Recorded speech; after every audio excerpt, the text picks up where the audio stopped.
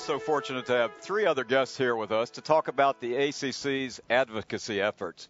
We have Dr. John Harold. John is from the Cedars-Sinai Medical Center in California. John's the current governor of the Board of Directors. Is that right? Of the Board of Governors? Chair. Okay. Board of Governors. And next to John, we have Dr. Thad Waits.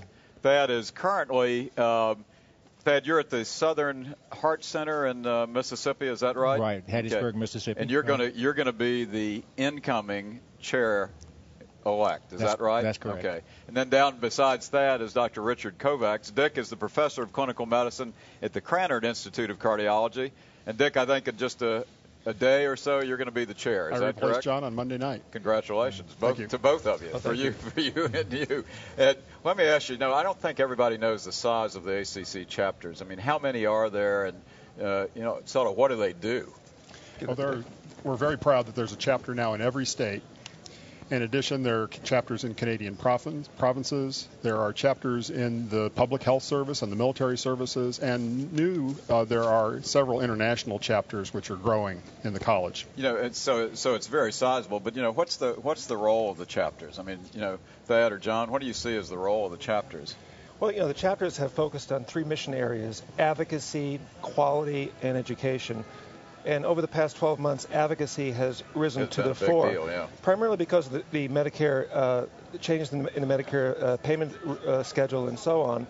And it was sort of like awakening a sleeping giant. So the Board of Governors mobilized in all 50 states to really fight this attack on patient access. This has been a really incredible year, under your leadership. As you look back, what do you think, with the Medicare cuts, the health system reform debate, what do you see has been the biggest challenges or the biggest accomplishments of your year?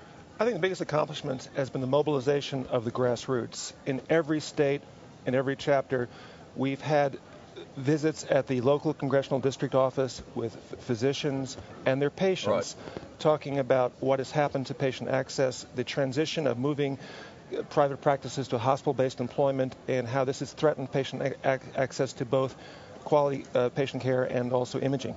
So busy year. Dick, you're the incoming chair. What are you looking to accomplish? I mean, what do you hope to carry on? Obviously, the good work that John's done, but what do you hope to carry on?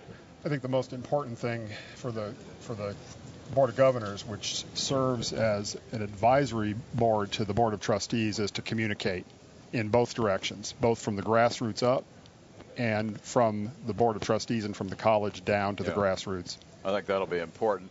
Thad, the international chapters, I think that's a neat thing. What do you see is going to be their role? I mean, because they're not directly involved in some of the healthcare system reform, but I mean, what do you see their roles? Well, one of our chapters is Puerto Rico, and of course they are directly involved. Sure. And we have on our steering committee, we have had a governor, the president of the chapter in Puerto Rico, and they're very much involved in all this.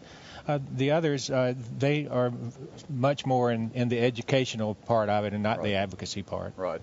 And, as you look back at the chapters, sort of what do you see their membership? What should the chapters do, the memberships and the members in the chapter? Like I'm in the Georgia chapter. I mean, what would you see the role of the members in each chapter doing? Well, the members have been the chapters have been the linkage to the membership and to the grassroots.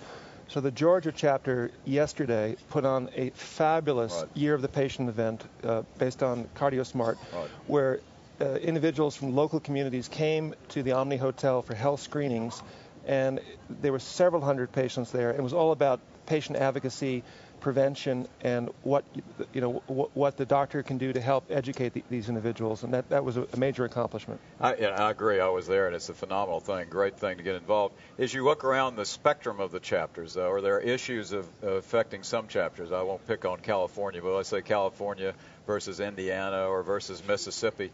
Will there be issues there that would be important to the entire organization? Well, I think Dick can talk about imaging in Indiana. Yeah. Every chapter is unique and provides the membership their vehicle for addressing those local concerns. We have a concern about requirements for pre-certification for something as simple as an echo in your own office.